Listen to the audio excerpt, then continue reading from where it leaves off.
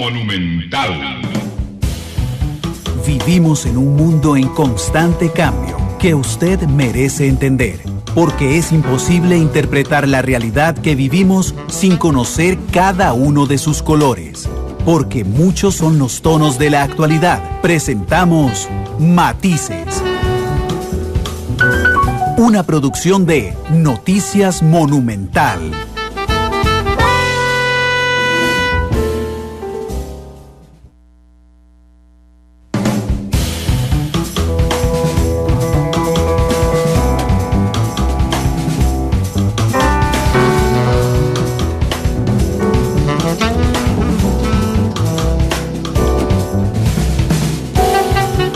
Hola, ¿qué tal? Muy buenos días, muy buenas tardes, bienvenidos a Matices, este programa de Radio Monumental, que es una producción del Departamento de Noticias, en el que analizamos los temas que son noticia en Costa Rica y en el mundo. Muchas gracias de verdad por estar con nosotros en este primer programa de la semana. Sin duda alguna, la semana pasada uno de los temas principales fue la interpelación de la que fue objeto la ministra de Hacienda, Rocío Aguilar, por parte de los diputados de la República en la exposición de la situación y las propuestas fiscales que tiene el gobierno de la República. El miércoles, en su primera interpelación, se la transmitimos a ustedes en vivo en este espacio. El jueves, en Noticia Monumental, les presentamos cuáles eran las ideas principales del intercambio que tuvo con los diputados, y hoy doña Rocío Aguilar está con nosotros, la ministra de Hacienda, recordándoles por supuesto todas las plataformas por las cuales pueden estar con nosotros. Estamos en vivo en radio 93.5 en FM, estamos en vivo en internet monumental.co.cr, estamos en vivo en su teléfono celular CDR móvil, estamos en Facebook Live bajo la cuenta Noticias Monumental, estamos en Twitter en @monumentalcr. Este programa lo pueden observar esta noche a partir de las 8 de la noche en Canal 2, y lo pueden escuchar en reprise en Monumental a partir de las 9:30. Así es que muchas gracias de verdad por estar con nosotros. Doña Rocío, bienvenida a Matices, ¿cómo le va? Todo muy bien, muchas gracias, y además muchas gracias por la invitación y la posibilidad de seguir conversando sobre la importancia de este expediente de fortalecimiento de las finanzas públicas como un primer paso en la dirección correcta, que es buscar la consolidación fiscal, herramienta indispensable para que el país pueda continuar dándole atención a los programas que se ha planteado en los diferentes ámbitos sociales, económicos, etcétera. Así que muy complacida, y esperamos poder satisfacer las múltiples preguntas que esto ha generado. A diferencia de la Asamblea Legislativa, aquí hay café y está sentada, entonces espero que le resulte muchísimo más confortable. En la Asamblea, dado que fueron 8 horas y media los 2 días, sí, me dieron toda la oportunidad de escoger cuándo me sentaba y cuándo podía seguir de pie y si requería un descanso. Realmente, si bien fue una sesión maratónica, me parece que fue una sesión bien interesante para que los diputados pudieran escuchar de primera mano por qué es importante este expediente. Yo le puse muchísima atención, pero tengo que confesarle que en la primera media hora yo decía, ¿por qué nos está haciendo un nuevo diagnóstico? Doña Rocío fue en un tiempo que primero tenía una hora, dije, fue y agarró media hora de esa primera hora para contarnos cómo, lo que todos sabemos, cómo está la situación fiscal. Sí, tal vez la primera media hora creo que era importante para poner este tema en contexto. Recordemos que estamos frente a nuevos legisladores, a diferencia posiblemente de muchos que han seguido los programas. Esta es una asamblea que recién se integra y que recibe de la asamblea anterior un expediente sobre el cual había que tomar una decisión, y me parece que con una dosis de interés genuino de poder conocer en detalle no solo lo que dice el expediente, sino una preocupación que se comparte a nivel general, y qué vamos a hacer con el gasto, porque este negocio es como un banco con 3 patas. Hay una parte que tiene que ver con ingresos, que en buena medida está tocando el proyecto, una segunda que toca tímidamente el proyecto, que es con el gasto, y que nosotros con las medidas que se han planteado desde el Ejecutivo lo complementamos y lo enriquecemos. Y una tercera, que es lo que denominamos gobernanza fiscal, que son los temas relativos, ahora sí, a la evasión, el contrabando y la serie de problemas que normalmente se va a enfrentar cuando ya tratamos de recuperar esos ingresos. Cuando vinieron los diputados de la anterior Asamblea Legislativa a exponernos el plan, resulta que durante todo el programa, los primeros 40 minutos, ellos insistían en llamarle como se llama, el plan, ¿verdad? Para reforzar de fortalecimiento de las finanzas públicas. Y terminamos, ellos no muy a gusto, en el sentido de que se trataba de un plan de impuestos. O sea, el primero era específicamente generarle IVA, ¿verdad? Y hacer algunas modificaciones en renta. Por eso es que de alguna forma me ha sorprendido que cuando usted va y expone las medidas de gasto que no están contempladas en el proyecto, entonces dicen, es que el gobierno solo quiere controlar el gasto. Y yo digo, se les olvidó por un momento que hay un plan de impuestos pendiente en la Asamblea Legislativa, doña Rocío. Aquí tal vez vale la pena mencionar que siempre, digamos, cuando ya uno se enfrenta con un proyecto en etapas adelantadas, aquí lo que usted encuentra es la combinación no solo de la parte técnico-tributaria, sino de la viabilidad política.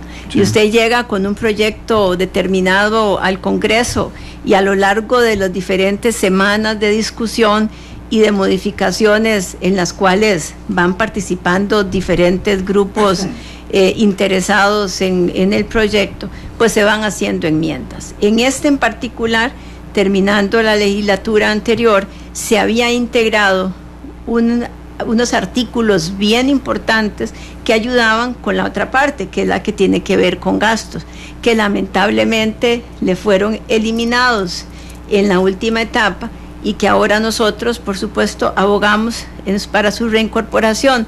Y la razón es muy sencilla, porque para contener el gasto hay que tener herramientas, ¿verdad?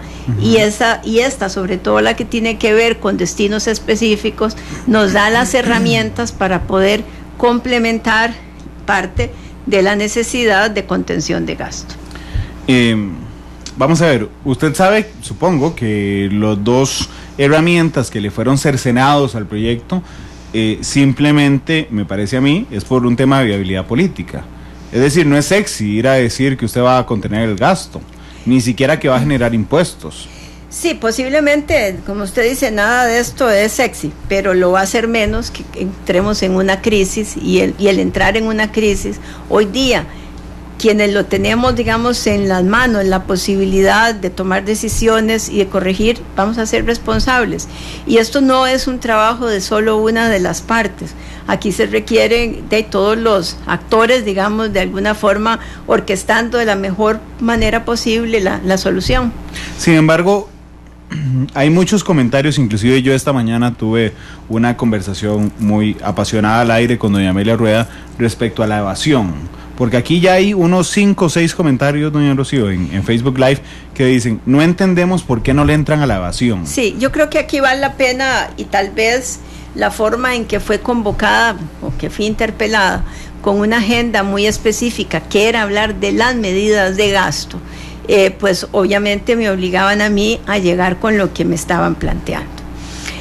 Durante la comparecencia, digamos, fue emergiendo el tema de la evasión. Uno, porque cuando hablamos del IVA, que quizás es uno de los temas relevantes de este proyecto, el impuesto de valor agregado es una herramienta importante, no solo para que se generen los ingresos adicionales que se están esperando, sino como una forma de ayudar a la evasión. Usted puede controlar la evasión, puede trabajar contra la evasión, el contrabando y otras medidas a través de sistemas tecnológicos, a través de mayor inversión en inspectores, en fiscalizadores, pero el aprobar el IVA le da, es como abrirle la ventana realmente a una serie de transacciones, el volver a las empresas casi que en nuestros propios fiscalizadores, porque nadie va a querer, digamos, y meter insumos dentro de su producción de productos que que no, por ser, digamos, informales, no tengo la factura correspondiente para poder hacer la deducción. Así que no veamos el IVA solo como una fuente de ingresos, sino como la herramienta por excelencia para combatir la corrupción.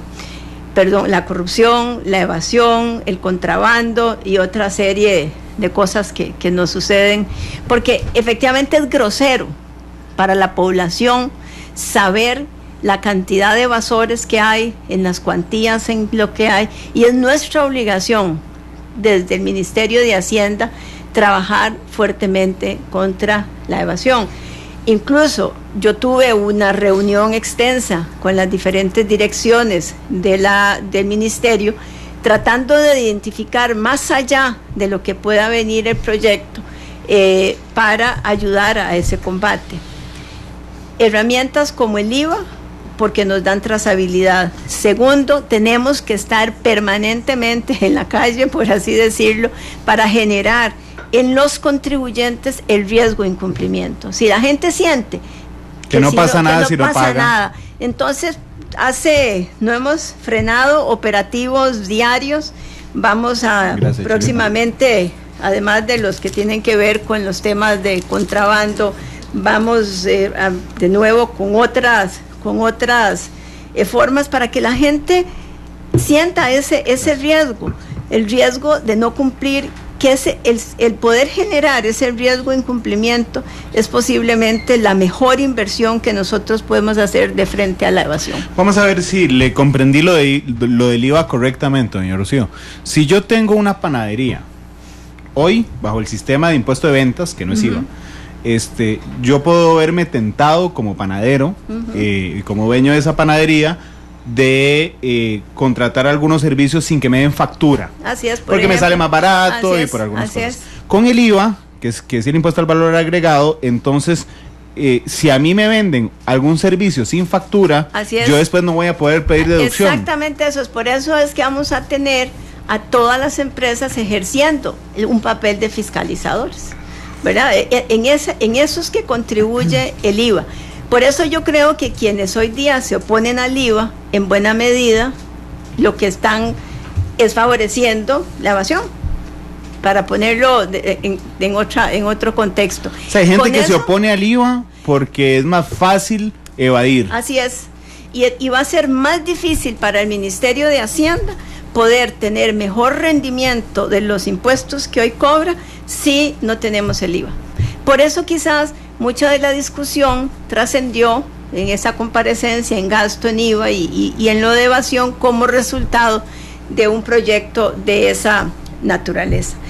También, evidentemente, el tema que se abordó y con bastante seriedad y detalle es que esto no nos lleva a la solución final.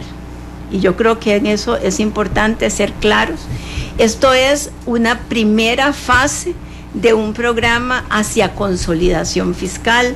Costa Rica está en la obligación de poder sanear sus finanzas. Si Costa Rica no logra sanear sus finanzas, vamos a entrar en épocas de crisis, en épocas donde no vamos a lograr cumplir con una serie de obligaciones con la sociedad. Doña Rocío, ¿qué es la crisis? Porque es que, vamos a ver, si a mí me paran en la calle y me dicen, vieras que estamos a punto de llegar al 8% de déficit fiscal, y realmente diga, sí, que llegue a déficit fiscal. Digamos que tal vez no veamos el déficit como un número. ¿Qué significa el déficit en cada uno de nosotros? Cada vez que Hacienda tiene que ir a pagar o tiene que ir a pagar sus deudas o sus gastos de todos los días, llámense compras, llámense planillas, llámense servicios, y no tiene el dinero, tiene que ir a buscarlo. Y resulta que nosotros además lo buscamos en el mercado interno. Y cuando lo buscamos en el mercado interno, ¿con quién competimos? Es con los bancos que están captando recursos para prestar. Y como yo me convierto como en una aspiradora de recursos en el mercado, para poder captar todo lo que requiero, empiezo a subir el precio y empiezo a captar más caro. Eso tiene una consecuencia directa, porque los bancos van a tener que también pagar más. Claro. Los que tienen ahorros están muy felices, pero los que tienen deudas, y ahí es donde realmente puede puede empezar a generarse un problema serio, es que van a cobrarles más, la tasa va a ser mucho más alta y entonces su capacidad de pago se va a ver afectada. Esta es una. La segunda... Discúlpeme que me quede ahí un momento, doña Rocío. Esto significa, por ejemplo, que si yo hoy tengo mi casa hipotecada, así es, a una tasa de 7%, digamos que sería tasa base pasiva más 2 o 3, ¿ok?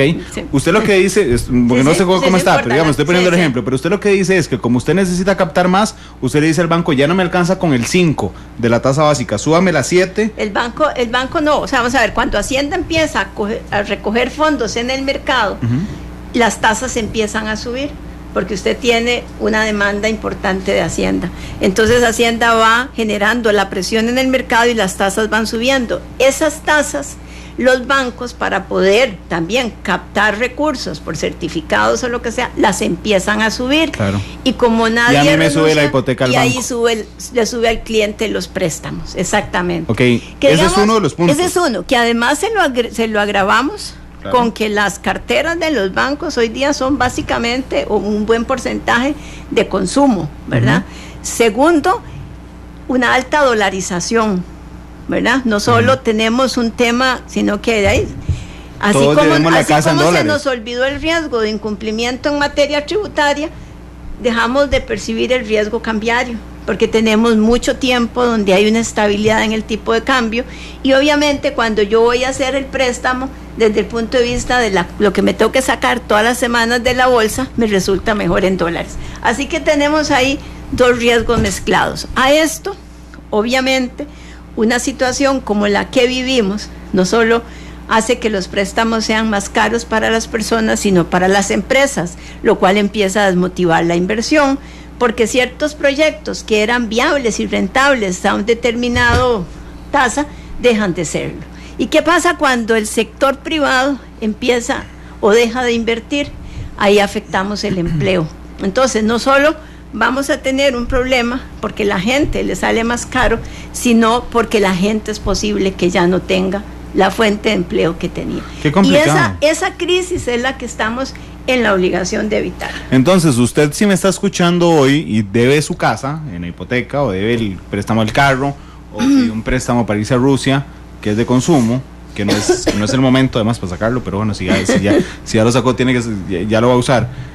Seguramente si no hacemos nada le subirá lo que usted paga por mes, por el viaje a Rusia, por el préstamo de la casa y por el préstamo del carro. Pero si usted es un empresario que me escucha hoy y además tiene préstamos que colocó para comprar para comprar maquinaria, para hacer un establecimiento o para tener una línea de financiamiento general, le subirán los impuestos y le subirán los intereses y eso hará inmediatamente que usted diga, ya no puedo contratar a una persona o tengo que despedir a dos para seguir honrando mis deudas. Así es, entonces vamos a impactar empleo, pero esto que estoy hablando no está en el largo plazo.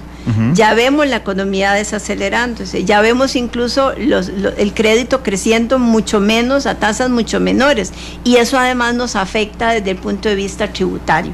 ¿Por qué? Porque no hay enemigo más grande para el ingreso tributario que la desaceleración económica. Así como le afecta a los ciudadanos por fuentes de empleo, le afecta al Estado porque la posibilidad de recibir una mayor cantidad de impuestos está directamente ligada a cuánto crezca la economía. Claro. Es más, cuando vemos las cifras de Costa Rica en los años, en la primera parte de la década del 2000, que veníamos creciendo a tasas muchísimo mayores, el ingreso tributario llegaba al 15%, por decirle una cifra, y hoy está en 13%. O sea que perdimos 2 puntos, y esas cifras no se las estoy diciendo exactas y con decimales, pero perdimos 2 puntos única y exclusivamente porque la economía se desaceleró, pero además perdimos de 2 puntos, empezamos a financiarnos con más deuda, claro. Y entonces crecimos como 30 puntos de deuda, una cosa así, y esa es la espiral y el círculo vicioso en donde estamos hoy día. Esa es la situación de crisis. Si nos estacionamos en la primera patita del banco, que estamos justamente en los ingresos, pero todo el mundo lo cruza con el tema de evasión, doña Rocío, hay 2 herramientas entonces, me parece a mí, bueno, hay más, pero hay dos de las que hemos hablado respecto al control de la evasión. Uno es el IVA.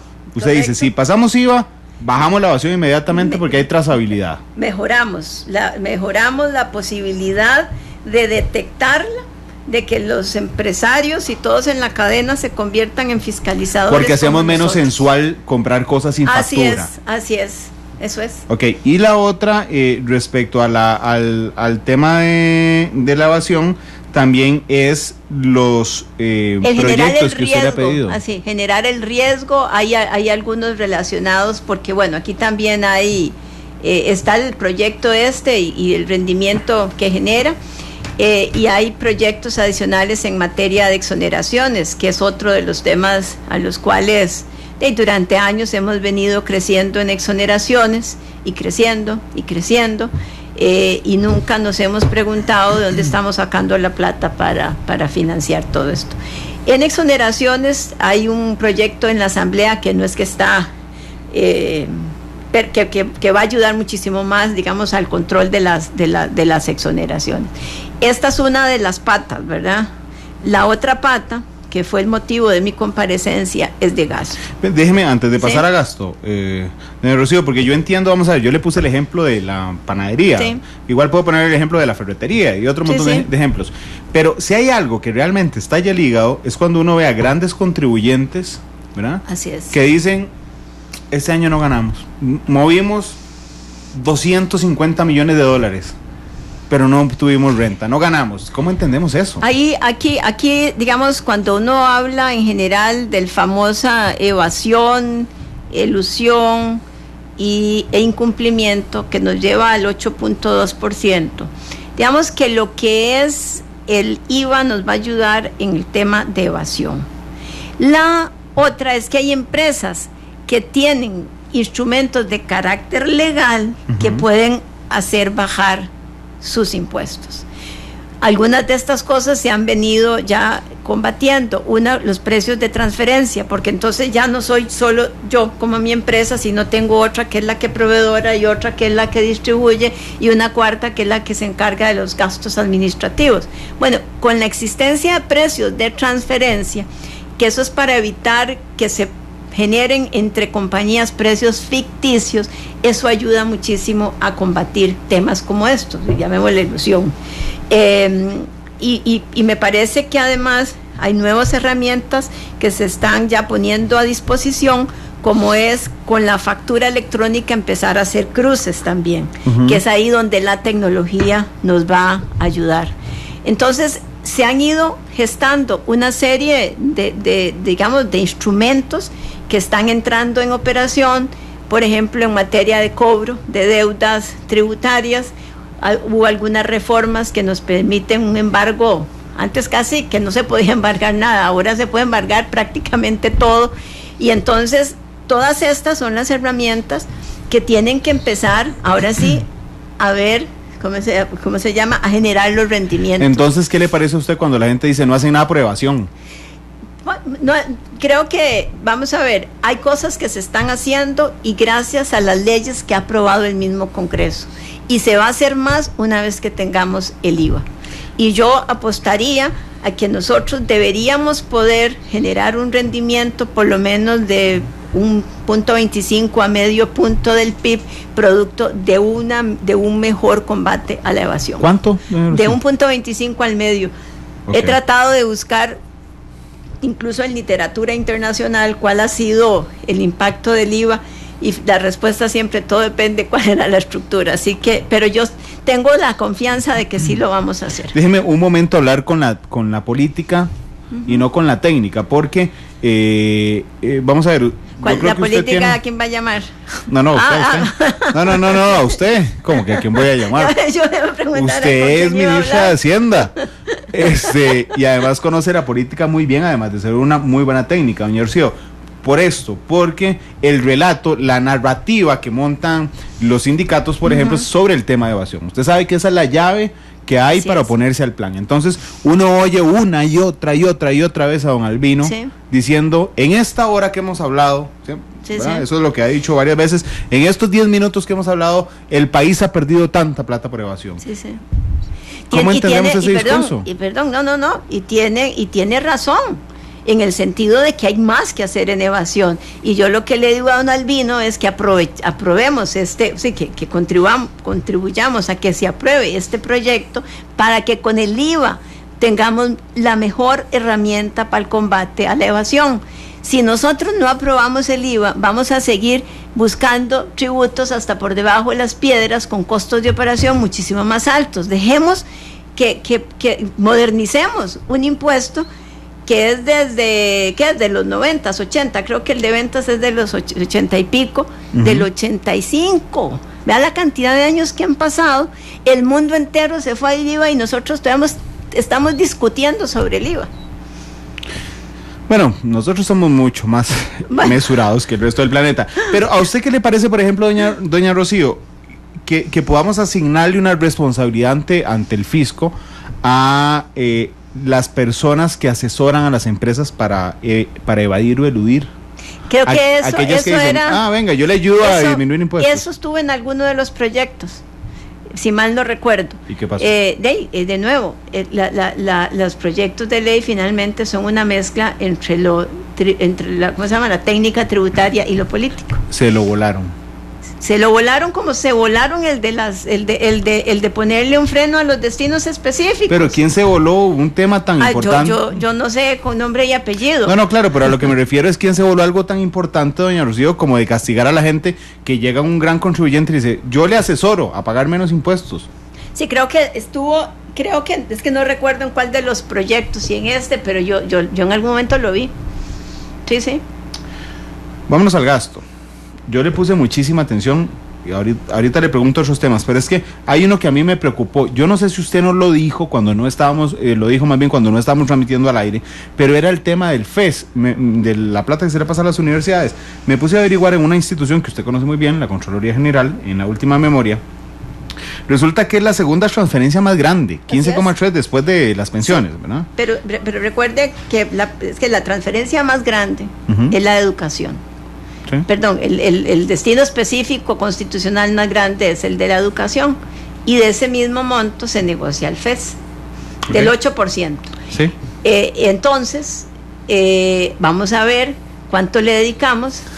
Ahorita hablo del 8.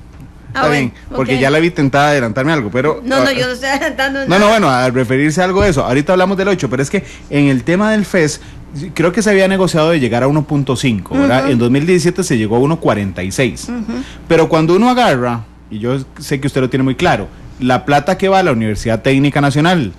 ¿No la computan? No la computan, ni las transferencias para gastos operativos de las universidades, porque si la computamos, eso era lo que estaba buscando, ese dato, si la computamos le damos al FES 1,73. Es más, cuando usted empieza, porque no está la Universidad Técnica Nacional, que en algún momento alguien resolvió que si bien era la educación, ¿cómo se llama?, superior, no se sumaba. Bueno, luego hay otra serie de transferencias que se le hacen a las universidades que vienen de otros impuestos, ¿verdad?, que se han ido generando, y posiblemente la cifra que usted tiene ahí, usted la tenga más actualizada que yo. Viene en la memoria reciente. Pero vea lo siguiente, digamos, olvidémonos por un momento de las otras. Lo que va a educación debe compartirse con las universidades, y el país debe decidir si nos interesa más invertir en los niños menores, ¿verdad? A través de mejores programas, o destinar esos fondos a las universidades. Pues es una decisión país. Es una decisión país, y donde está el ministro de Educación, que también va a tener que decirle al país, mire, vamos con los fondos para los universitarios y se los restamos, porque habrá que restárselos a alguien, a la educación primaria, a la secundaria, a la educación técnica. Así que me parece, eso por un lado. Por otro, cuando uno ve los incentivos que hay en las universidades, puede también llegar a otra conclusión.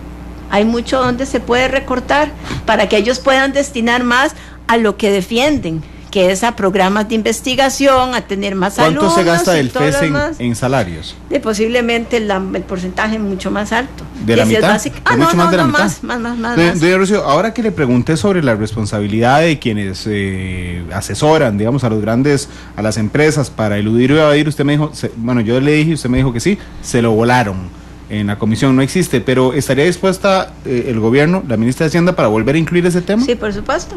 ¿Sí? O sea, vamos a ver, a mí me interesan varias cosas. Uno, ojalá primero que resolvamos este primer proyecto. Este proyecto no es, digamos, el punto final de lo que debería ser nuestro sistema tributario. Seguimos con muchos sectores que están totalmente, que no están contribuyendo como otros, ¿verdad? Así que me parece que ahí tenemos una deuda importante. Así que todo aquello que contribuya a que finalmente este proyecto se haga una realidad, vamos a ir adelante con eso. En el tanto, no lo sigamos demorando, porque lo que sí urge es su pronta aprobación. Y si nos ponemos a sacar el proyecto perfecto, ¿verdad? Como alguien sugirió que se hiciera una comisión mixta y algunas otras cosas, cuando el proyecto perfecto salga, ya va a ser muy tarde. Entonces, voy a pensar esto, entonces, y me dice si lo estoy interpretando bien. En este proyecto, así como está, lo que urge es que salga. Después podría luchar la ministra de Hacienda por incluir esto que le acabo de decir de... Si en este se puede dar la lucha y sale, no perfecto. Entonces no nos podamos... O sea, la prioridad número uno es evitar una crisis. Una crisis la evitamos en el tanto recuperemos confianza. La confianza la recuperamos en el tanto tengamos este proyecto. Doña Rocío, pero digamos, yo puedo contar, Randall, hoy, no solo como ciudadano, sino como director de Monumental, puedo contar que aprobado la ministra de Hacienda podría mover, por ejemplo, vean, no solo eso, o sea, nosotros tenemos una deuda importante. Uno es una ley de reforma al empleo público, que esto no es una ley de salarios, esto es una ley de reforma al empleo público, y segunda, lo que yo llamo de diseño institucional. Nosotros tenemos 330 instituciones, un país como el nuestro, ni por área, ni por persona, ni por PIB, ni por nada requiere semejante cantidad de instituciones. Ahí vamos a presentar igual un proyecto, a ese yo no le puse plazo, le dije el 2020, pero creo que va a ser posiblemente necesario adelantar parte de ese trabajo, porque si no, vamos a seguir con duplicidades, no vamos a tener un gasto público eficiente y no nos va a alcanzar, o sea, simplemente no va a alcanzar para resolver el tema fiscal. Ok, entonces, en el tema del FES, más allá de que yo entiendo que usted esté de acuerdo, ¿cómo hacemos para que en el presupuesto entrante se tome en consideración lo que va a la Universidad Técnica Nacional? Eso va a pasar. Bueno, por eso, aquí hay dos cosas importantes. Ese proyecto tiene un artículo que además hace una definición de educación, lo cual hace que para computar el 8% se puedan incorporar esos otros elementos, que hoy día están excluidos. Quiere decir que sí. Quiere decir que sí se pueden incluir para computar el 8%. Claro, lo que quiere decir es que en el presupuesto... Y en la negociación, el Ministerio de Educación va a tener que decidir cómo reparte su presupuesto, porque acuérdese que la transferencia viene del presupuesto de educación. Doña Lucía, ¿a usted no le parece...? Yo no voy a dejar solo al ministro, por cierto. No, estoy seguro que, de hecho estuve el viernes aquí, estoy seguro que no. Pero a ustedes la negociación esa per se no le parece diabólica. Es decir, cuando usted negocia una fórmula, se acabó la fórmula. Cuando usted es sector público y usted dice, vamos a ir a negociar el aumento del sector público, cuando existe una fórmula, entonces ¿para qué ir a negociar? Sí, yo no usaría la palabra diabólica. Tal vez hubo tiempos en que el país se podía dar esos lujos y el problema es que hoy ya no hay posibilidad. O sea, cuando usted tiene una fórmula de aumento del sector público que dice que es la inflación, sí. Entonces, perfecto, no negocia nada, la inflación. Pero vea que incluso a mí no me preocupa que diga que es la inflación. El problema es que usted sabe que aplicando la inflación, claro, por el esquema de pluses que tenemos, no terminamos en inflación, terminamos en porcentajes altísimos. Ya que hace hablo de remuneraciones del sector público, pero en el tema del FES, ¿para qué negociar? Simplemente se da el 1.5. y listo, se acabó bajo el componente en el que acuerde el gobierno de la República. Vamos a ver qué dice el ministro de Hacienda, como el rector. No de las universidades, el rector de la materia. Pensé que ya estaba buscando trabajo, pensé que estaba buscando trabajo en otro lado, doña Rocío, me asustó. Pero el ministro como de rector. Educación, Bueno. ministro de Educación. Sí, veremos qué dice el ministro de Educación. Sí, claro. Me parece, o sea, que si hay algo que nosotros debemos defender es la formación de estas nuevas generaciones. Claro, pero en lo que depende de usted, no en lo que depende de don Edgar. En lo que depende de usted, usted va a decir, aquí está el 8. Ahí tienen el 8, pero estamos incluyendo cosas que antes no se incluían. Así es. Y a ver usted cómo lo reparte. Así es. De ese compromiso yo sí puedo estar seguro de la administración. Totalmente. Ok. Y allá él sí le da el 1.50, claro, 1.73. Él es el rector de educación. Imagínese que yo me meta a decir cuánto le da a unos y cuánto le da a otros. Entonces, en términos nominales, el porcentaje destinado a educación en el presupuesto próximo será menos. Sí, por supuesto. Porque si al 8 usted le incorpora, por ejemplo, el INA. Sí, baja inmediatamente al 8. ¿verdad? Y otros renglones, sí. Y que de hecho, también iba a preguntar, usted ha dicho que el presupuesto 2019... 2019, correcto. No será el mismo nominalmente que el 2018. Es correcto. Pero yo quiero preguntarle, ¿al presentado o al ejecutado? Es que hay una diferencia. Al formulado, no al ejecutado. Okay. Primero porque el ejecutado lo sea hasta el 31 de diciembre, al formulado. Ok. Usted cuando en la primera hora y media de interpelación, cuando usted hace su exposición, usted lo divide como en 3 grandes temas, ¿verdad? Las medidas que puede tomar el Poder Ejecutivo de inmediato, correcto, sin preguntarle a nadie. Que ya se tomaron. Sí, y sin preguntarle a nadie. ¿Verdad? Las otras que no se pueden cuantificar, pero que se han tomado o que se toman. Las que le tocan a la Asamblea Legislativa y que usted los invita a hacerlo. Para que me den herramientas para que yo siga conteniendo el gasto. Así es, hablemos del primer pedacito de las que ya se tomaron. Lo que puso furioso a Albino Vargas. El tema de las anualidades, es uno de esos. El tema del aumento, que es nominal y no relativo. En cuantía posiblemente las más importantes. Las más grandes, ¿verdad? Sí. Ya están ejecutadas. Ya están firmadas. Bueno, sí, perdón, están firmadas para ejecutarse. Así es. Porque acuérdese que la primera de estas, vamos a ver, la de la anualidad, en realidad para ejecutarla tiene la ventaja que no hay que hacer nada, más bien para ponerlo diferente. Okay. Lo que hace es que usted deja el monto nominal que hoy día tiene. Entonces, el parquear el monto nominal de aquí en adelante, yo sé que tal vez va a generar como un efecto bolenieve hacia adelante. No lo vemos todo hoy, pero de forma muy simplista, si lo vemos en un lapso de 10 años, son 650,000 millones de colones, que claro, a precios de, eso no habría que traerlo a precios de hoy, pero eso es casi 2 PIB, ¿verdad? 2 puntos sobre el PIB. Y me parece que esa es una medida poderosa que se está tomando vía una resolución sin necesidad de una modificación legal.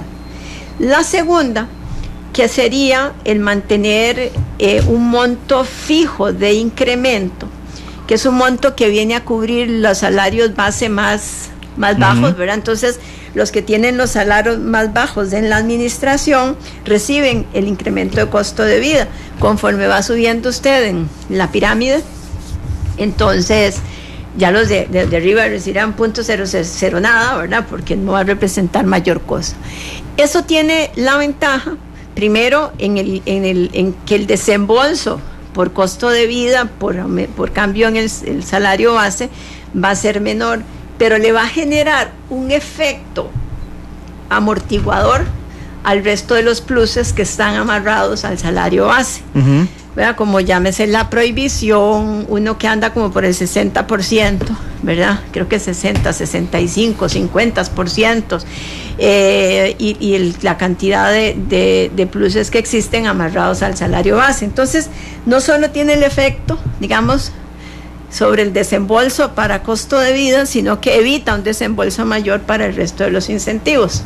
Vamos a ver si le entendí bien eso de los aumentos. Digamos que hay alguien que gane 400,000 colones y que la inflación haya sido el incremento del costo de la vida 5%. Entonces usted le reconoce el 5% de aumento a ese montón de gente que gana 400,000, esos son 20,000 colones. 20,000. Eso nominal, 20,000 colones, entonces usted va donde el que gana 2 millones de colones y le sube 20,000 de aumento. Correcto. Entonces, en términos reales, el incremento al de 400,000 fue de 5%, pero y el de 2 millones fue de 1%. Okay. Así, para poner ese ejemplo. Así es. Así es, pero no solo tiene ese efecto. El otro efecto es que cuando yo pasé el salario, ya no es 400, sino 420,000, los pluses que se están fijados a partir del salario base ya no va a ser sobre 400, sino 420,000. Y es ahí donde se genera el efecto multiplicador. Claro. Entonces, ese va a ser un efecto, y que de todas maneras en este caso no son 20,000, ¿verdad? El salario nominal, o sea, el monto fijo va a ser de 3,700 y algo por semestre. Y, ok, ya los sindicatos brincaron, pero no han hecho ninguna acción concreta respecto a esto. ¿Usted cree que vengan esos ataques directos, las huelgas, la parálisis?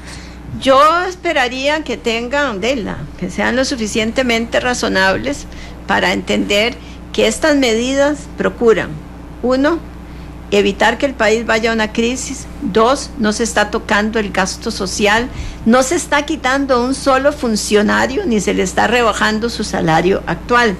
Cuando uno ve los países que han tenido que tomar medidas ya más adentro de una crisis, terminan bajando salarios, quitando empleados y bajando programas.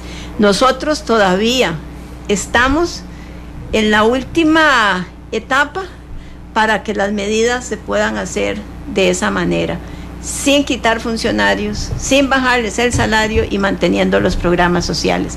Si esto no se aprueba, o bien es más, vea que no estamos anticipando que hay un shock externo que nos acelera la crisis, o que tengamos un efecto de la naturaleza, ¿verdad?, que nos vaya a, como nuestro hermano país de Guatemala. Claro, el shock externo, pongámosle nombre, que se nos vaya al techo el precio de los combustibles. Así es. Ese es uno. O que Estados Unidos suba la tasa de interés. Van para arriba, pero digamos que haya un tema más de carácter bélico, digamos, que pueda tener efectos dramáticos. O sea, estamos asumiendo que externamente las tasas van subiendo, pero que ningún huracán nos va a golpear de aquí a noviembre. Y que no vamos a tener huracanes, y que los volcanes nuestros van a estar quietos. Eso, pero en el momento, es que estamos en una situación, como quien dice, de defensas bajas, ¿verdad? Así que cualquier ventolero nos puede realmente volcar. Son las 2 de la tarde con 46 minutos. ¿Cómo ha visto la reacción de los diputados de la República? Porque es que usted termina su primera hora de comparecencia y nosotros nos ponemos al aire como locos a llamar a los diputados. Y entonces el primero que nos aparece es Jonathan Prendas, de Restauración Nacional. Y entonces a don Jonathan, le digo, Jonathan, ¿qué le pareció la exposición de la ministra? Le falta mucho que desear, me dijo inmediatamente, y le dije, y entonces tocó no tocó grandes temas importantes de este país. Entonces la repregunta fue, ¿cuáles temas no tocó don Jonathan? Y yo tengo que reconocerle a doña Rocío y a don Jonathan, si nos está escuchando, dice que siempre nos escucha, dice, pegó, no tenía idea que no tocó. Entonces a mí realmente, con todo el respeto, me parecía una respuesta predispuesta desde el punto de vista político antes de que usted dijera cualquier cosa. Es decir, cualquier cosa que usted hubiera dicho iba a generar esa reacción de Restauración Nacional. Don Carlos Ricardo, inmediatamente después le digo y me dice, Randall, yo no me aventuraría a decir nada, tengo que estudiar lo que doña Rocío dijo. Liberación Nacional además tiene que hacer los cálculos para ver si efectivamente lo que ella nos está diciendo es efectivamente lo que reduciría el país. El jefe de fracción de la Unidad Social Cristiana también nos dice exactamente lo mismo. José María Villalta, no a nosotros, pero vi que dio declaraciones a los medios, dice, bueno, hay una intención del gobierno. El único que a mí me pareció que fue un discurso político de entrada fue el de Restauración Nacional. Sí, yo tal vez no me iría más bien por el caso de Restauración. En general, a mí me parece... yo he de reconocer que aunque fueran muchas horas, fue una comparecencia los 2 días muy respetuosa. O sea, eso sí se lo reconozco, y logramos, es lo mínimo, bueno, por eso, pero bueno, yo lo agradezco. Claro, yo sé, para mí eso es importante. Lo que pasa es que vea la paradoja, discúlpeme, cuando usted agradece que sean respetuosos, es decir, bueno, sí. No, primero, eso es lo primero. Así que, digamos, puede ser que un diputado diga algo como lo que usted está mencionando, así que yo, digamos, más bien vería las reacciones positivas que en general hubo en la asamblea. Yo voy a reconocer en particular al señor Thompson, a Carlos Roberto Ricardo, y alguna otra diputada que en este momento se me escapa el nombre, fueron, digamos, bien positivas y favorables. Creo que entienden bien el problema, y si hay alguna, digamos, tema que ellos quieren ver, es que ellos quieren efectivamente ver que el gasto, las reducciones se materialicen del Partido Unidad Social Cristiana. Usted acaba de decir el caso de José María, así que y esto es de mayorías, ¿verdad? No todos tienen por qué estar en pleno acuerdo, por supuesto el Partido de Acción Ciudadana. Así que yo, vamos a ver, más bien veo que después de la comparecencia volvieron a retomar el tema de la moción. Hoy se discute y se espera, todos esperamos, yo creo que el país entero espera que se vote mañana. Así que veámoslo como parte de este ejercicio democrático, ¿verdad? Por el que se pasa, y yo más bien lo calificaría de altamente positivo. Sonan 2:50, doña Rocío, permítame ir a una pausa comercial, que nosotros también necesitamos ingresos, así es que permítame ir a la pausa y regresamos con la ministra de Hacienda, doña Rocío Aguilar, quien hoy comparte con nosotros. Hay mucha gente con nosotros en Facebook Live, más de 300 a esta hora, así es que vamos a la pausa y volvamos.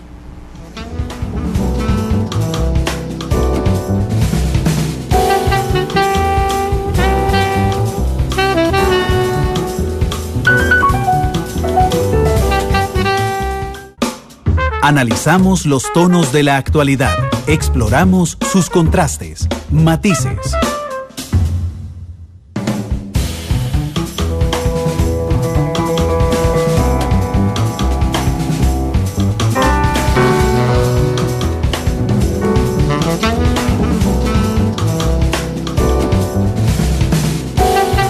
Dos de la tarde con 55 minutos. Gracias por estar, 2:56 ya. Gracias por estar con nosotros en Matices. Hoy con la ministra de Hacienda, doña Rocío Aguilar. De hecho, les adelanto los temas para el mañana martes y el miércoles en Matices. Mañana martes hablaremos de un tema muy interesante. Se hizo un estudio que se dio a conocer la semana pasada por parte de varias universidades respecto a la autopercepción que tienen los niños y los jóvenes. Y resulta que había datos tan escalofriantes como, por ejemplo, que el 10% de nuestros colegiales infantes les gusta sentir el estómago vacío, el 27% se ven gordos a sí mismos aunque estén bien de peso, y todo eso es un tema.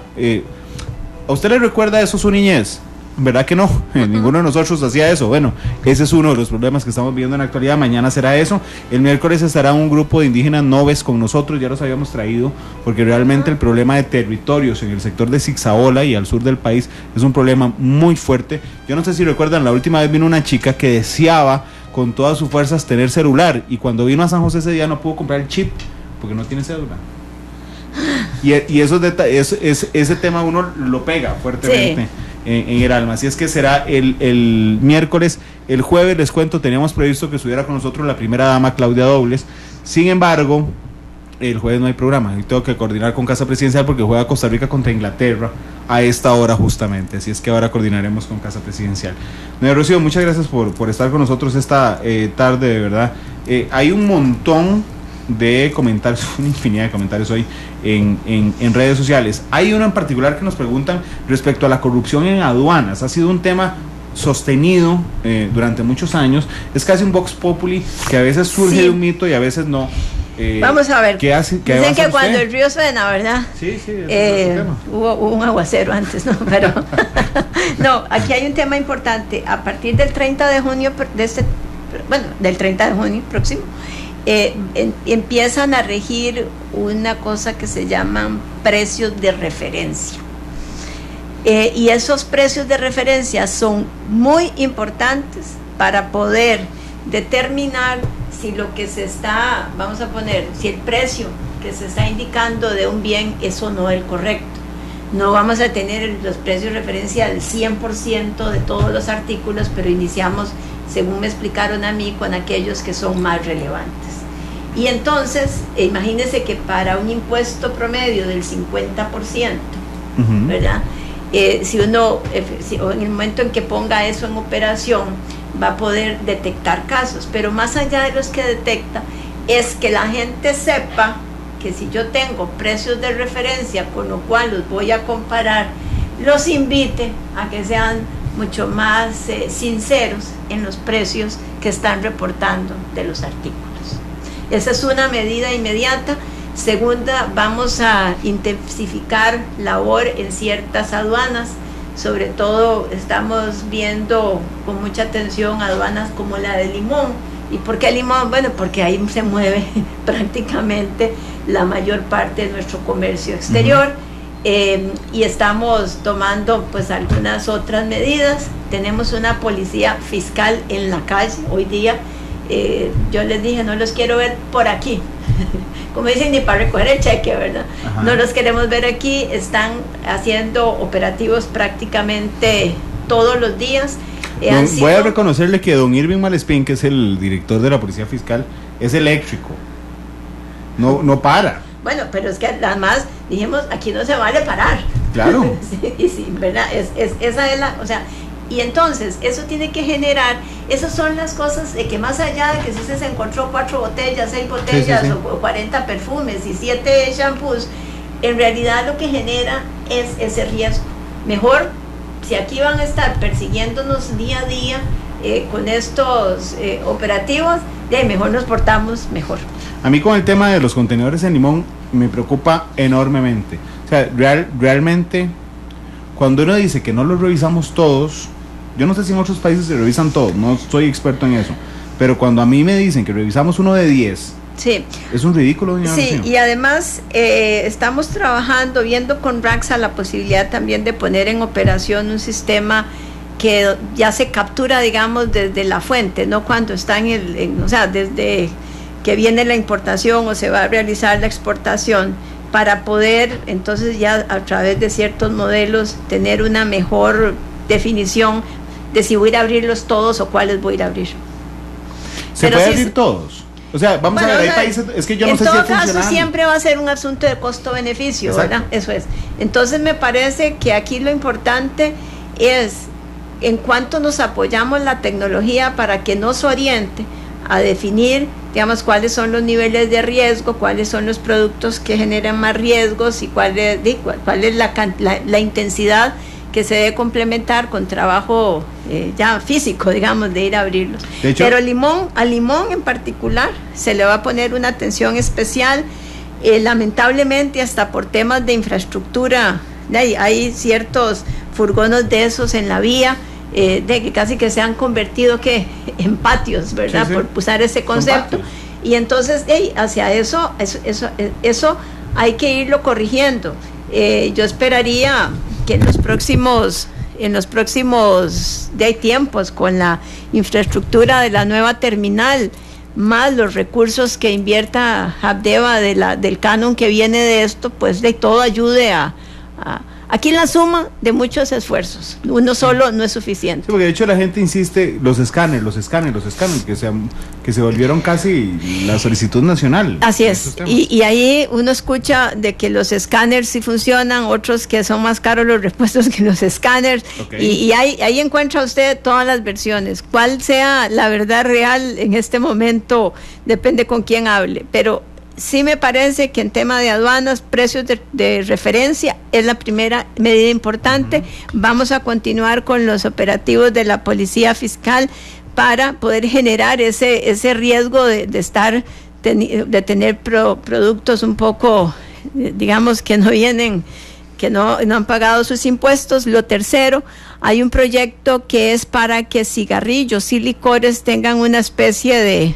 voy a usar la palabra membrete, no sé si es la palabra correcta, que se puede detectar a través de ciertos lectores que puede andar la policía, que incluso en el celular suyo, cuando usted llega a un lugar donde venden licores o cigarrillos, usted con su celular puede pasarlo y ver si eso que le están vendiendo pagó o no impuestos. Y entonces nos convertimos todos de alguna forma en fiscalizadores. De hecho, el exministro de Obras Públicas y Transportes, don Carlos Villalta, que le manda un saludo, dice saludos a la ministra igualmente Aguilar hoy, dice, hay escáneres no intrusivos que permiten escanear el 100% de los contenedores. Bueno, eso debe ser interesante. Sí. Tal vez no los chinos, no sé. Sí, por eso hay que apostar a las reformas legales, hay que apostar a la tecnología y hay que apostar al orgullo de los funcionarios públicos de ser los números uno que estamos combatiendo todos estos temas. Dicen aquí que yo no le he tocado el tema de las pensiones de lujo. Correcto. No me lo ha tocado, tiene toda la razón. ¿Hablemos de las pensiones de lujo? En el caso de las pensiones, y voy a hacer una aclaración aquí. En el tipo de medidas que incorporamos, nosotros mencionamos una deducción que hay que hacer a las pensiones de lujo que está desde hace 15 años o más y no se ha puesto en práctica. Ya está, ya la pusimos en práctica. Eso es un primer punto importante. Hay unas sumas pendientes de cobro que la suma es importante, habrá que ver qué prescribió y qué se puede cobrar o qué no, pero lo importante es que ya se aplicaron las deducciones. Segundo, Costa Rica ha venido haciendo algunos cambios en materia de pensiones, no hemos terminado. Me parece que la meta final es la convergencia de los regímenes de pensiones en un solo sistema. Eso no va a ser posible en una sola ley, de una sola vez, pero a eso hay que ir trabajando. Resulta para el costarricense en general, o sea, es casi una bofetada, ¿verdad?, cuando escucha pensiones que reciben ciertas personas versus lo que él recibe, y tiene toda la razón. Hay que seguir avanzando en eso, hay que irse echando los pleitos uno por uno, y en materia de pensiones la factibilidad hacia adelante de hacer sostenibles esos regímenes van a pasar necesariamente por un modelo de convergencia. Usted ha dicho tantas cosas importantes hoy que a mí me gustaría subrayar esta última para que no se me pierdan el montón de cosas importantes que dijo. La ministra de Hacienda esta tarde entonces me dice, es necesario converger hacia un único sistema de pensiones. Sí. Y eso no lo hacemos en 4 años o en 5 años, eso posiblemente le tome al país 10 o 15 años, pero a eso debemos aspirar. La pirámide poblacional nuestra, claro, realmente, o sea, y tenemos, a mí me parece que Costa Rica tiene un modelo extraordinario, ese modelo solidario que es su primer pilar. Realmente es algo que en la mayoría de los países usted no lo encuentra.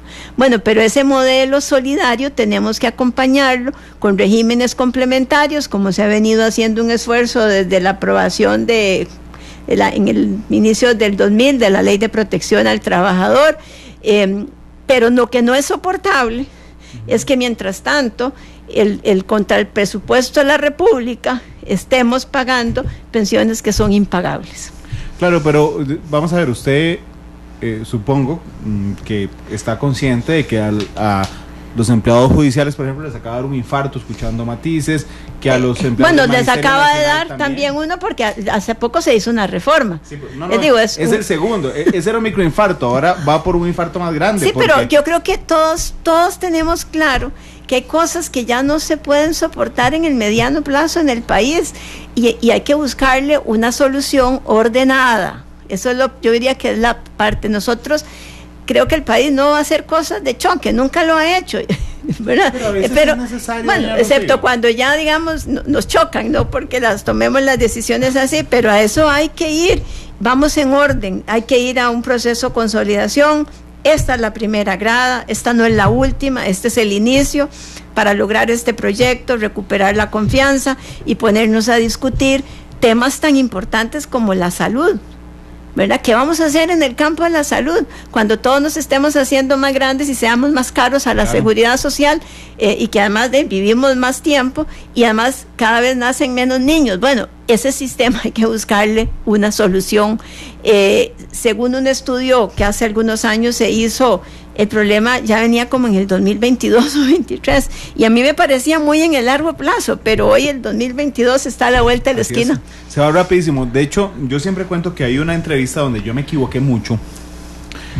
Fue la primera entrevista que le hice a Luis Guillermo Solís como presidente, porque yo llevaba una fila de preguntas y había unas respecto a la reforma del Estado que yo decía, qué buena entrevista tengo hoy, ¿verdad? Entonces le preguntaba sobre la reelección presidencial, sobre el periodo presidencial, sobre la consulta a la Sala Constitucional, como 20, y en todas me decía el presidente, hay que hacer algo, estoy de acuerdo.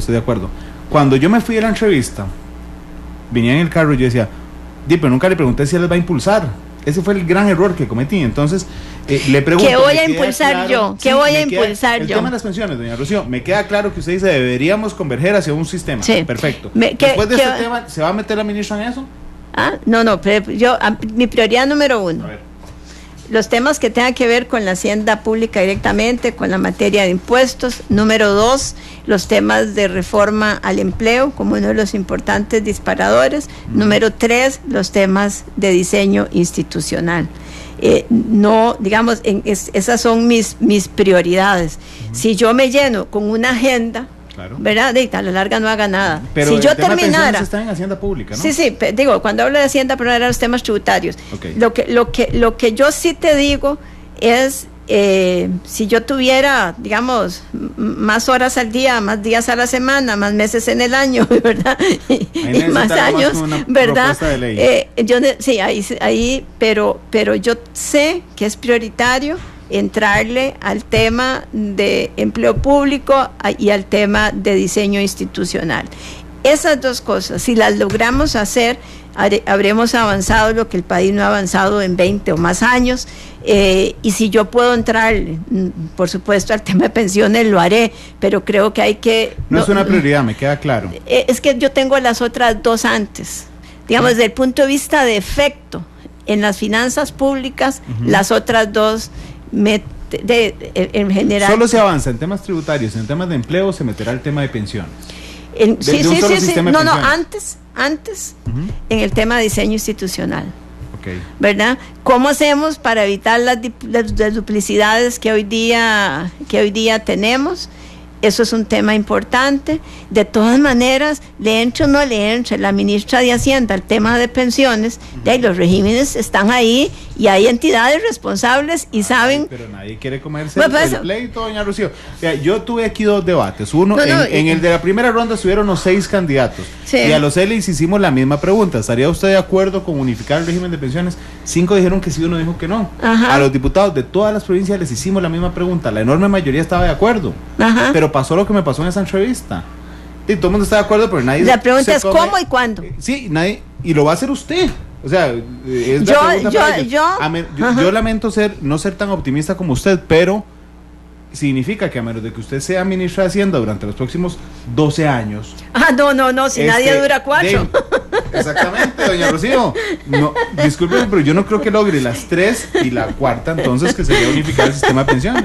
Pero yo, ¿cómo se llama? En estos temas, de veras, tengo la enorme convicción que hay que sacarlos adelante. Cuentan con mi compromiso para sacarlos adelante. Evidentemente, yo no soy legisladora y después habrá que llevarlos al Congreso para su debida aprobación. Esperemos que con no más ajustes que lo que uno desearía. Vamos a ver, usted no es legisladora, pero tampoco es del riñón del PAC. Y a mí, vamos a ver, yo a usted la siento empoderada, realmente, doña Rocío. En el sentido de que creo que usted se siente respaldada por el gobierno de la República y por el presidente en esto. Pero quiero preguntarle si efectivamente la respaldan en todo, porque no solo el respaldo de Casa Presidencial, sino el respaldo de la fracción del PAC. Bueno, déjeme decirle que yo no soy de ningún riñón, para empezar, ¿verdad? Por eso, yo no soy de ningún riñón para aquello de, ¿cómo se llama?, poner las cosas en su correcta dimensión. Segundo, yo creo que este conjunto de medidas reflejan que hay un respaldo del presidente. O sea, no hay ministro que se pueda salir con este conjunto de medidas sin haber preguntado, ¿verdad? Por lo menos.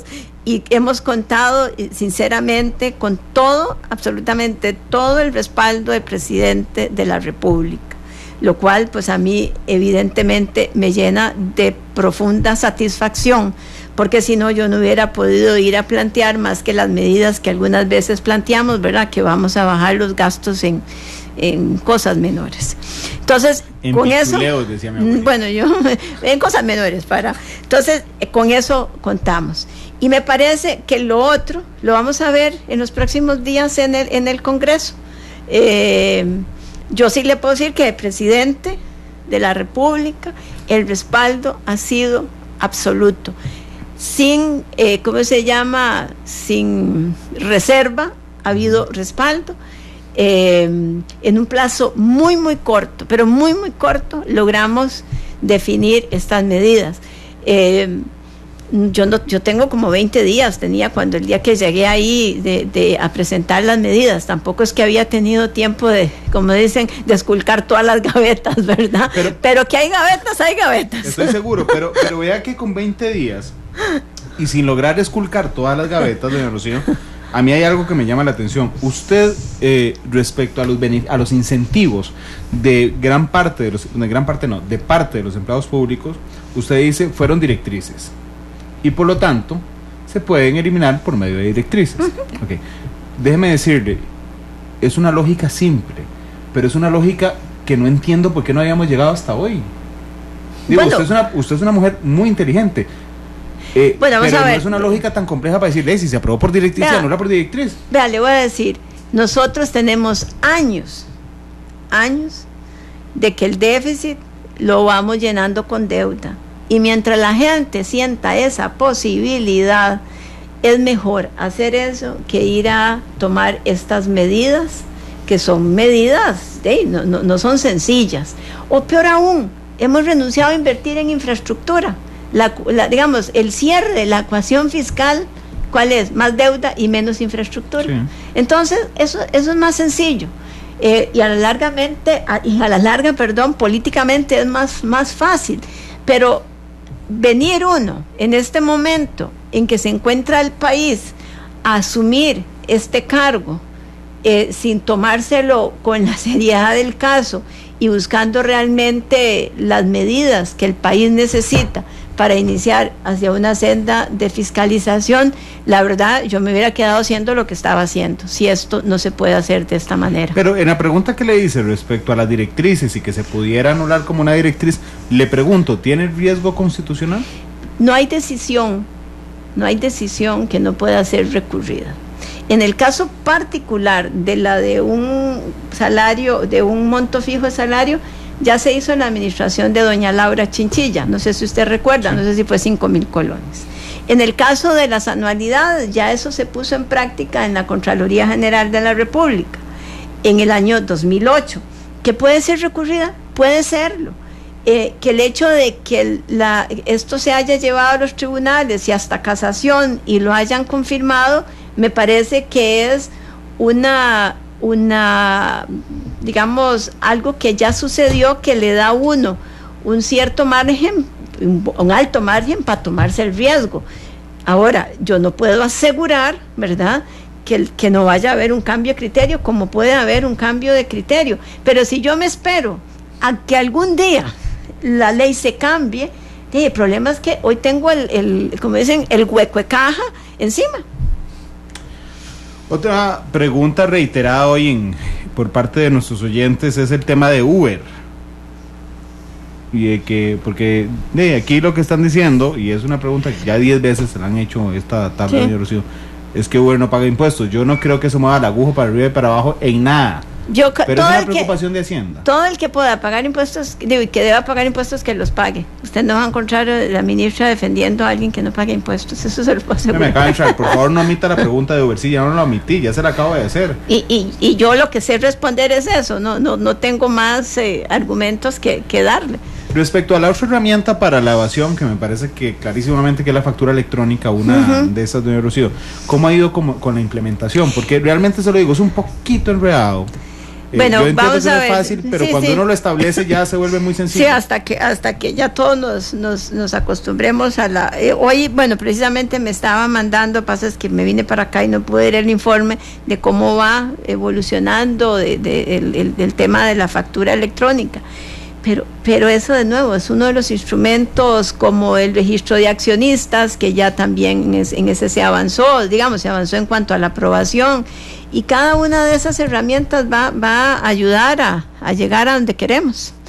En el camino es posible que nos encontremos obstáculos, pero habrá que vencerlos y eliminarlos y sortearlos para llegar a donde queremos. Dice Nidia Vargas, mucho más como ella sería otro en nuestro país. Muchas gracias por el mensaje. Dice Oscar Monge, excelente la señora ministra, los que siguen hablando de evasión es porque quieren seguir con sus privilegios inmorales. Vamos a ver por qué. Voy con agua yo. Sí, no, usted toma el agua que quiera, no se preocupe. Rocío, porque es curioso, vea, usted, porque esto me permite reflejar un poco en los 5 minutos que nos quedan de programa lo que pasa a nivel político. En el puro arranque de la entrevista de hoy, nosotros arrancamos con evasión, fue el primer tema que yo le traje, ¿verdad? Y usted fue muy extensa explicándonos cómo el IVA iba a ayudar a reducir la evasión y cómo había otras herramientas para disminuirlo. En los últimos 30 minutos, la oleada de preguntas tiene que ver por qué no hacen nada con evasión. Y eso es lo que sigue ocurriendo también en el escenario político. No importa lo que hagan, es lo más fácil, es la forma más fácil de atacar el tema del proyecto fiscal en mi simpleza, de fortalecimiento de las finanzas públicas en su complejidad, doña Rocío. Sí, yo vamos a ver, prefiero pensar que es que tal vez yo no lo he logrado explicar y no estamos tratando de irnos contra el IVA por otras razones, ¿verdad? Creo que estamos en la obligación de demostrar cómo se han empezado a utilizar esas herramientas, y nosotros debemos, a través desde el propio ministerio, de comunicarnos mejor con la población, poder mensualmente informar de todas las acciones que se hicieron en materia de, no sé, todo esto que hablamos de contrabando, y no que queden para solo conocimiento nuestro. Es lo que yo llamaría la sección de sociales de la página de Hacienda, ¿verdad? Y creo que tenemos que informar, y yo más bien a los ciudadanos lo que les pido es de la colaboración, denunciando todos estos casos que todos vemos cuando vamos y nos dicen con factura, sin factura, ¿verdad? Y como yo decía un día de estos, yo le puedo decir sin factura, pero recordemos que por la calle que yo transité, las medicinas que hoy me tomé, el agua que me llevó y la electricidad que llegó a mi casa, cada una de esas cosas han sido financiadas, ya sea con impuestos, con tarifas, y en la medida en que todos cuidemos eso, vamos a poder seguir sosteniendo un país muchísimo más próspero. Si no, a lo que vamos es lamentablemente hacia una ruta que yo creo que nadie querría vivir. Hoy el diario La Nación saca una nota muy interesante respecto a algunas acciones que está estudiando la Sala Constitucional. La semana anterior, la Sala Cuarta se trajo abajo un artículo de la Convención Colectiva del SINAR, que supongo que usted conoce bien la noticia. Es esta, doña Rocío. Sí. En el SINAR, a diferencia que en el resto de la administración pública y privada, cuando usted renunciaba, le daban 20 años de cesantía. Así es. ¿Verdad? Sí. Ok, entonces Otto Guevara va y presenta la acción de inconstitucionalidad, evidentemente, la Sala Cuarta dice es inconstitucional y la anula.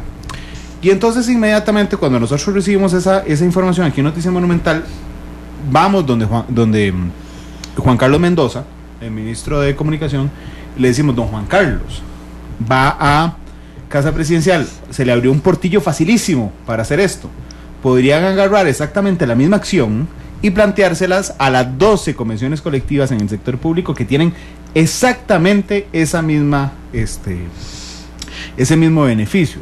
y nos dijo, no, vamos a renegociar las 14. Esa fue la respuesta. Después fuimos donde Otto Guevara y Otto Guevara dijo, es más, yo le dono mi acción de inconstitucionalidad. Y la multiplicamos por 14. Nada más bórrele que va hacia el SINAR y le van cambiando la institución, porque es un tema muy interesante. Le voy a decir una cosa, y esto lo viví yo siendo contralora. En alguna oportunidad una entidad llegó para que yo planteara una acción de algunos derechos que tenían sus trabajadores, y entonces digo, ¿y por qué no la plantea usted? No, es que mejor la plantea la Contraloría. O sea, los mismos jerarcas saben y reconocen, pero muchas veces no tienen la valentía de ir a plantear esas cosas. ¿Verdad? Y eso es lo que nos está sucediendo. A mí realmente me pareció una salida ingeniosa de la administración pública, decirle, vaya y ponga 2 secciones y listo. Es más, yo creo que el propio Poder Judicial, si mal no recuerdo, tiene en algunos casos cesantía de más de 8 años. Bueno, es el primero que, ya habiendo resuelto la sala de la inconstitucionalidad de los 20 años, podría darle el ejemplo al resto del sector público tomando una decisión sobre el particular. Está bien que apriete también al Poder Judicial. No, está bien. Porque esto es un efecto de demostración.